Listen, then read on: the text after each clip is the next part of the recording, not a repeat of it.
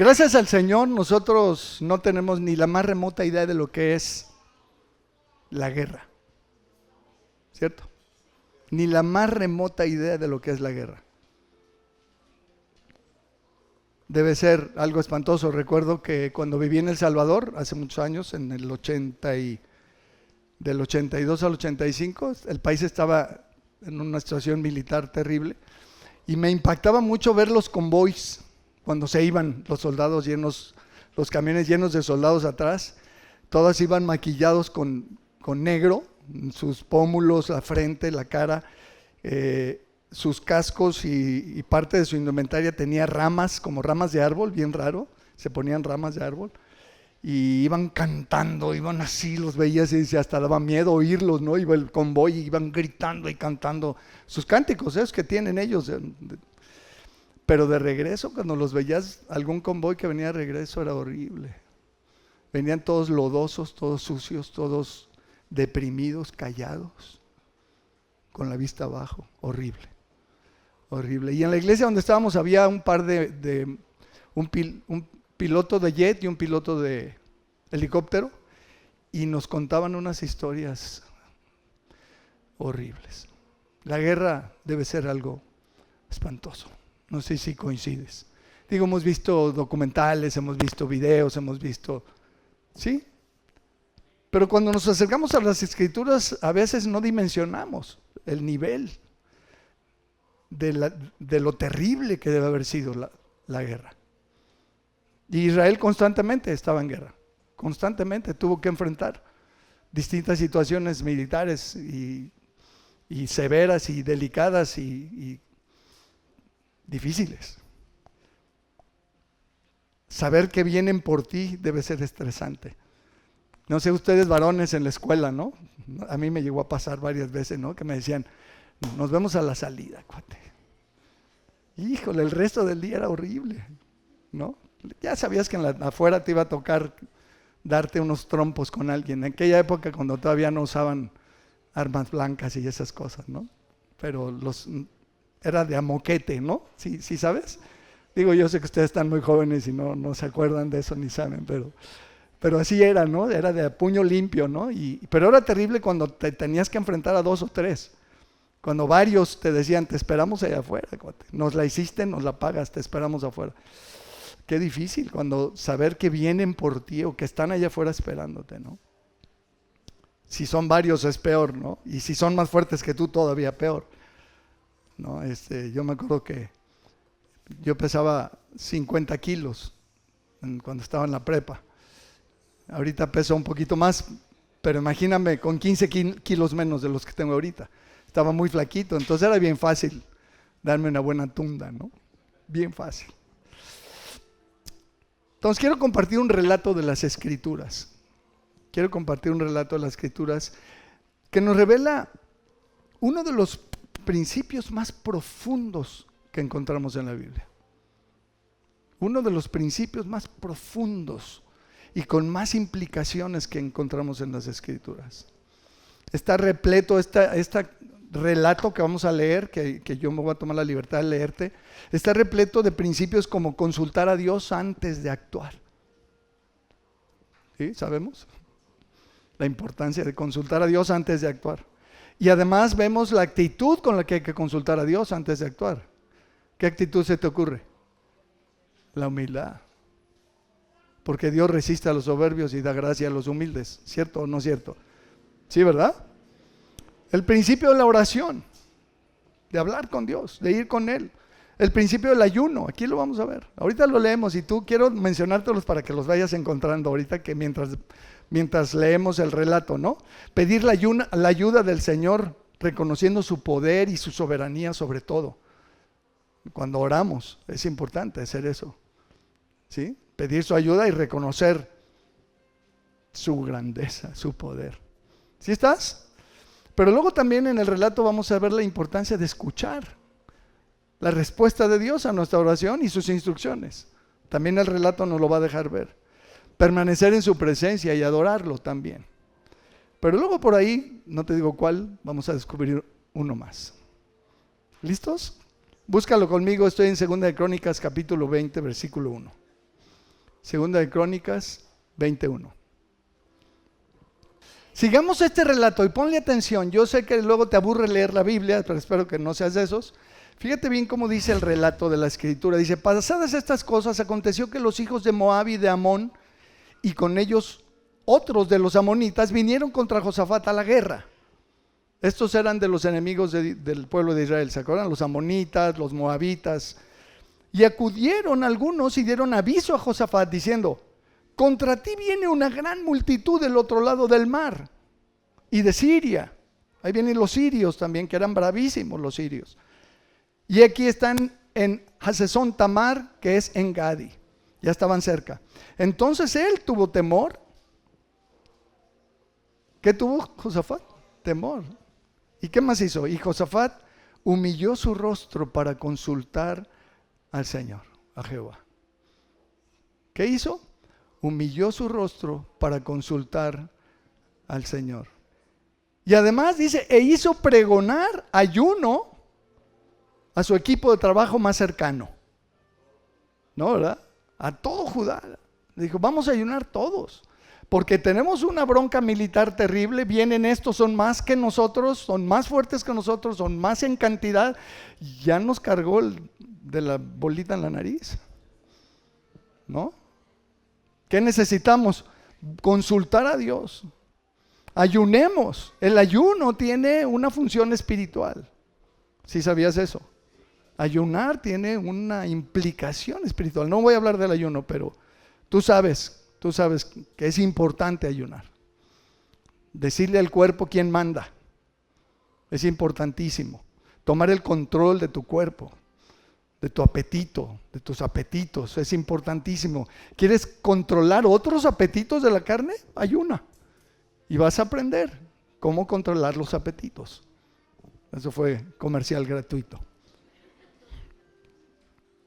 Versículo 5. Entonces Josafat se puso en pie en la asamblea de Judá y de Jerusalén, en la casa de Jehová, delante del átrio nuevo, y dijo, y aquí está su oración, ve cómo ora este hombre: Jehová, Dios de nuestros padres, ¿no eres tú Dios en los cielos y tienes dominio sobre todos los reinos de las naciones? ¿No está en tu mano tal fuerza y poder que no hay quien te resista? Dios nuestro, ¿no echaste tú los moradores de esta tierra delante de tu pueblo Israel y la diste a la descendencia de Abraham, tu amigo, para siempre? Y ellos han habitado en ella y te han edificado en ella santuario a tu nombre, diciendo, si mal viniere sobre nosotros, o espada, o castigo, o pestilencia, o hambre, nos presentaremos delante de esta casa y delante de ti, porque tu nombre está en esta casa, y a causa de nuestras tribulaciones clamaremos a ti, y tú nos oirás y salvarás. Ahora pues, he aquí que los hijos de Amón y de Moab y los del monte de Seir, a cuya tierra no quisiste que pasase Israel cuando venía de la tierra de Egipto, sino que se apartase de ellos y no los destruyese, he aquí ellos nos dan el pago, viniendo a arrojarnos de la heredad que tú nos diste en posesión. Oh Dios nuestro, ¿no los juzgarás tú? Porque en nosotros no hay fuerza contra tan grande multitud que viene contra nosotros. No sabemos qué hacer, Señor. Y a ti volvemos nuestros ojos. Qué bárbaro. ¿No? Me suena venir a la presencia de Dios y decirle, Señor, no sé qué hacer. ¿O te suena? Espero que sí, ¿eh? Porque si tú crees que sabes qué hacer, déjame avisarte que seguramente no sabes, aunque crees que sepas. Señor, no sé qué hacer. Señor, vuelvo mis ojos a ti. Señor, te ruego, te suplico. Es un ruego que está haciendo este cuate. Por favor, Señor, ayúdanos. Versículo 13.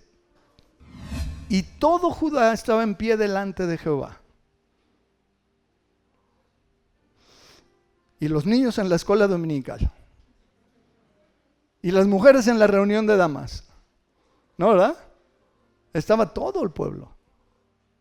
Todo el pueblo. Todo Judá estaba en pie delante de Dios con sus niños y sus mujeres y sus hijos. Los niños no estorban. Los niños son importantes. ¿Sí o no? A ver, un amén ahí, por Dios. Los niños son una bendición del cielo. Versículo 14. Y estaba ahí Jaasiel, hijo de Zacarías, hijo de Benaía, hijo de Jehiel, hijo de Matanías, levita de los hijos de Asaf. Asaf era un musicote. Este era de los hijos, era un levita, era un músico. Como estos que están acá de este lado. Eran levitas, músicos, adoradores. Sobre el cual vino el Espíritu de Jehová en medio de la reunión. Y dijo: oíd todo Judá y vosotros moradores de Jerusalén, y tú, rey Josafat, Jehová os dice así: no temáis ni os amedrentéis delante de esta multitud tan grande, porque no es vuestra la guerra, sino de Dios. Mañana descenderéis contra ellos. Ay, neta, ¿hay que bajar? Sí, hay que bajar. Descenderéis contra ellos, he aquí que ellos subirán por la cuesta de Cis, y los hallaréis junto al arroyo antes del desierto de Jeruel. No habrá para qué peleéis vosotros en este caso. Paraos, estad quietos y ved la salvación de Jehová con vosotros. Oh Judá y Jerusalén, no temáis ni desmayéis. Salid mañana contra ellos, porque Jehová estará con vosotros. Entonces Josafat se inclinó rostro a tierra, y asimismo todo Judá y los moradores de Jerusalén se postraron delante de Jehová y lo adoraron. Esta es la respuesta que le dieron a este momento en donde el Espíritu de Dios habla con ellos y les dice cómo va a ser la cosa. Pero de repente encontramos aquí otro principio, un principio determinante. A ver, di, determinante. ¿Qué es una palabrota esa? Determinante, este es un principio determinante. Porque la abrumadora victoria que el Señor les dio, a continuación lo vamos a leer, dependió principalmente de este principio determinante. ¿Y cuál es ese principio? Versículo 19.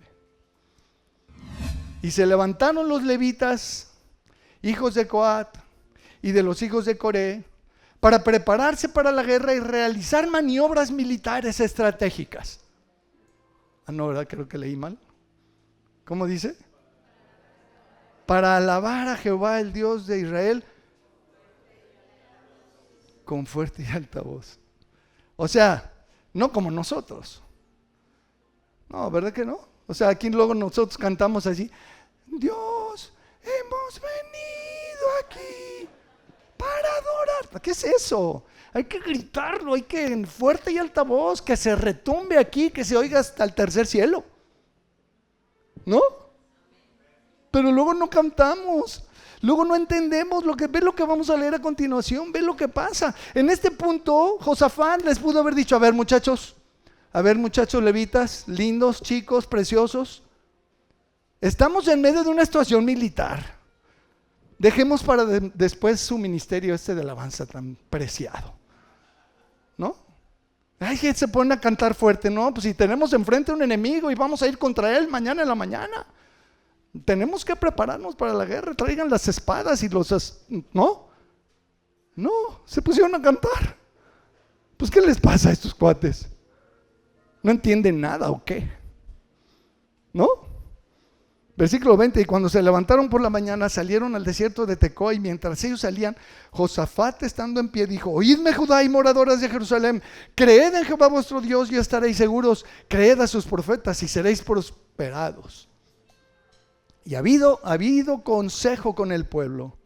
Puso algunos que cantasen y alabasen a Jehová vestidos de ornamentos sagrados. No hay que vestirse bien, ¿verdad? ¿O cómo? ¿Sí, verdad? El miércoles estuve enseñando en la célula de la importancia de entrar a la presencia de Dios bien bañaditos. Si no me crees, lee la Biblia. Ve la Biblia sobre eso de presentarse, entrar a la presencia de Dios limpiecitos. A Dios no le gusta la mugre, pero ese es otro tema. Dice aquí que ellos estaban vestidos de ornamentos sagrados mientras salía la gente armada. Salía la gente armada y que dijesen: glorificad a Jehová porque su misericordia es para siempre. Glorificad a Jehová porque su misericordia es para siempre. ¿Has pensado en la misericordia de Dios? Por su misericordia no hemos sido consumidos. Si no fuera por su misericordia, ya habríamos o deberíamos haber sido consumidos varias veces, en mi caso, al día. ¿No? Pero la misericordia de Dios es eterna. En tu boletín hay un versículo ahí que habla de eso. Citando al Salmo 136, ahí en la segunda página, ¿qué dice? El que da alimento a todo ser viviente, porque para siempre es su misericordia. Lee ese salmo. Ese salmo dice 26 veces que para siempre es su misericordia. 26 veces en el mismo salmo. Tú sabes, cuando la Biblia repite algo 3 veces es importantísimo. 26 veces lo repite. Léelo después. Pero el versículo 22 es el que ya llegamos. Dice: y cuando comenzaron a entonar cantos de alabanza,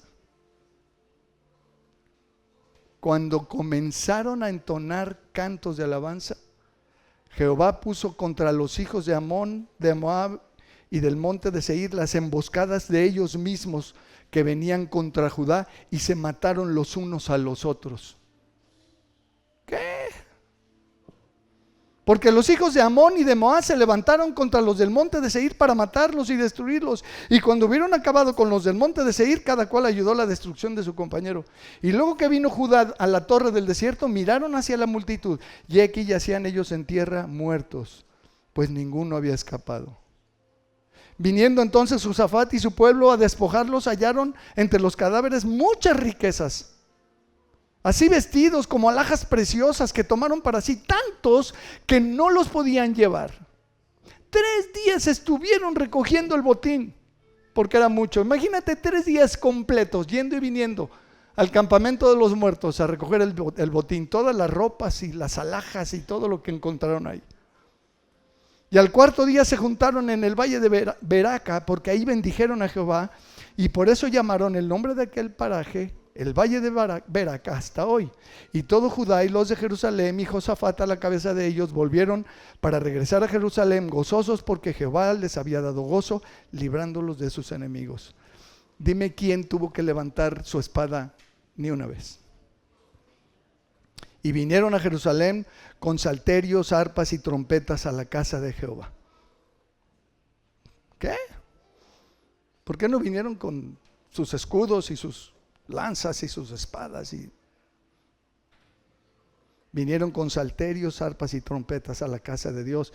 Y el pavor de Dios cayó sobre todos los reinos de aquella tierra, cuando oyeron que Jehová había peleado contra los enemigos de Israel.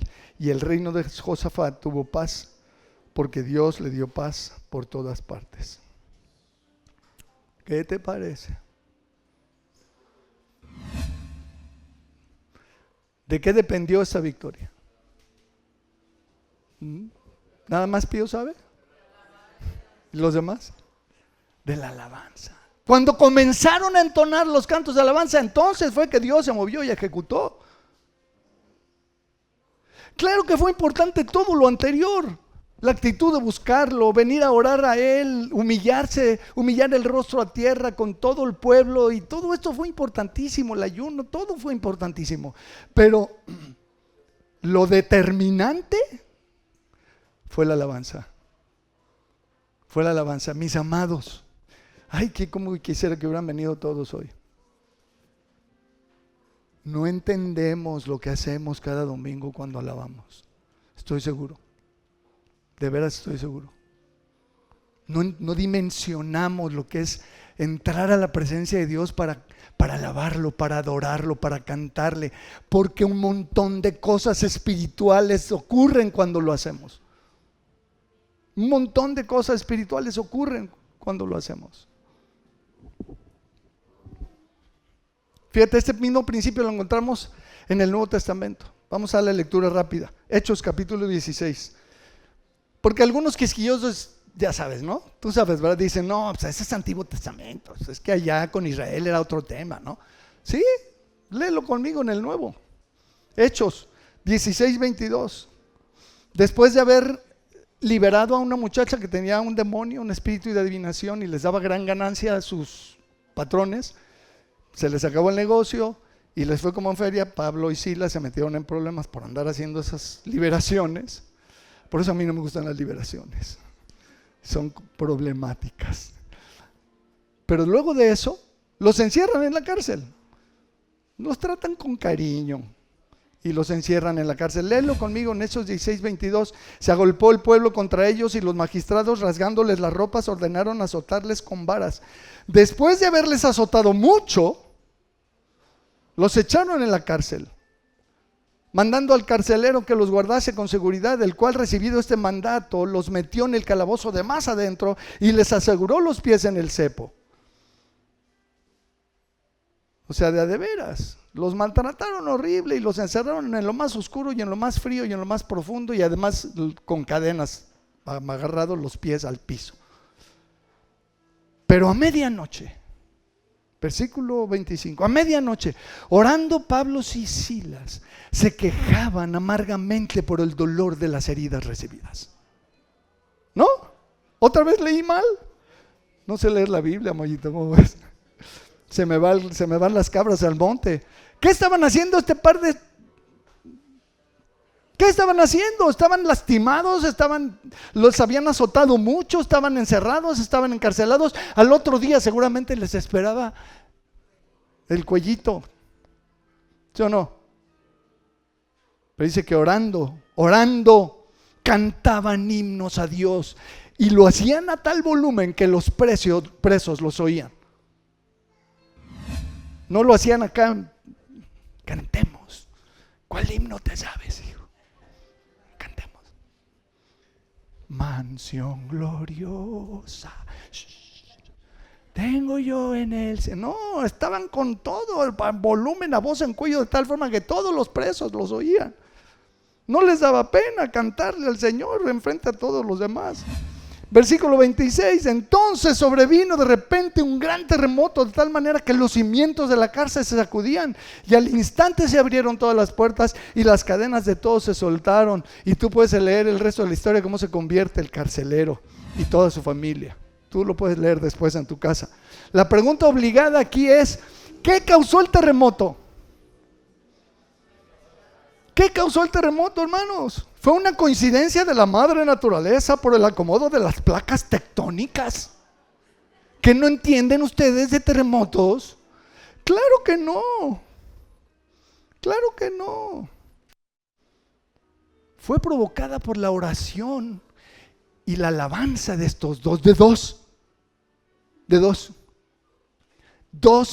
hijos de Dios, orando y cantando en medio de su tribulación, provocaron un gran terremoto, de tal forma que se rompió todo, las cadenas de todos se soltaron y se abrieron las puertas de la cárcel y quedaron libres. Eso es lo que pasa, mis amados, y estamos hablando ya de la dispensación nuestra, estamos hablando de Cristo para acá. ¿Sí o no? Termino así. Ya me pasé 3 minutos, perdónenme. Es que prometí 20 máximo, ya llevo 23. Ustedes conocen esa frase que el Señor alguna vez nos dio a todos. Cuando oramos, cosas pasan. Pero tengo otra hoy para ustedes. Cuando oramos y alabamos, más cosas pasan. Está muy fácil. Cuando oramos y alabamos, más cosas pasan. Pasan cosas espirituales, pasan cambios en el reino de las tinieblas que ni nos alcanzamos a imaginar, que no alcanzamos a ver. En el mundo espiritual se rompen cosas, los demonios salen corriendo y salen huyendo. Cuando hay 2 o más reunidos en el nombre de Jesucristo y están orando y cantándole al Señor. ¿Qué vamos a hacer aquí hoy? ¿A qué venimos? ¿De veras veniste a alabar? En serio, dimensiona lo que vamos a hacer. En serio, aprovéchalo, dimensiónalo. Tiene que ver con lo espiritual. No es una actividad más de la iglesia. No es que estos muchachos están aburridos y quieren hacer algo divertido. No es eso. Es que el Señor nos quiere llevar al punto de entender que alabarlo es otro rollo. Tiene grandes implicaciones. Puede haber victoria espiritual en tu vida con esa atadura con la que has luchado tanto tiempo. Puedes ser liberado en un momento de alabanza y adoración. De tus temores, de tus miedos, de tus problemas. Tu vida puede cambiar radicalmente. ¿Vamos a cantar? ¿De veras?